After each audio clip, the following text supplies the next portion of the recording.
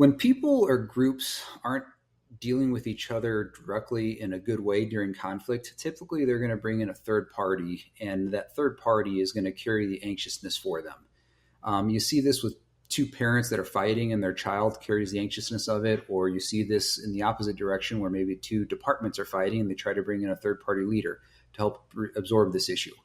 And what Edwin Friedman would call this is a relationship triangle. And in leadership, the trap is if you step in to play savior to help ease this tension for a department, the real issue never gets addressed. And the other tempting thing is if you refuse to step in to play savior, you might get accused by the people who are suffering from this tension in the middle of it that you're a weak leader or you're being unhelpful. But as a leader, the question to ask myself is, where should my energy be focused? Is it on this problem that really doesn't have anything to do with the mission, or should it be on the purpose that we have as a group together?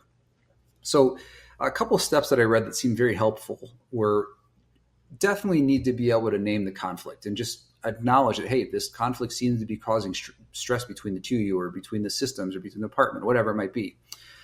And then as a leader, I need to make sure that I can differentiate myself and clarify the scope of what belongs to who. Like, hey, this is my role. This is what you can expect from me. Otherwise, this belongs to you two. I can give you some resources, but you two need to figure this out. And I also need to re-anchor the group around them. It's very important that this does not spill over, this anxiousness does not spill over into people around them so they don't become the third person that carries the anxiety as well. So my job as the leader is to be able to make sure that everyone is aligned with the larger goal and not let this problem be a distraction. So in other words, we're keeping the tension and anxiousness on the two parties that are suffering from this, and it's their job to figure that out and not spread it to other people. My job is to keep everybody's energy focused on the mission at hand and not let this problem and the anxiousness of this problem become the new directional navigator instead of the mission itself. So again, the leadership move is not just to fix everything. It's about absorbing the anxiety so it doesn't get spread throughout the group.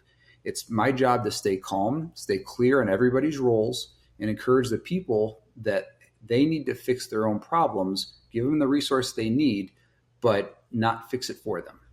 And this happens often even in non-leadership roles. So if you find yourself in a situation where you're the go-between between two conflicting parties, just remember, you can differentiate yourself by telling everybody your clearly defined role. Hey, I'm not here to solve this for you, but I can communicate for you.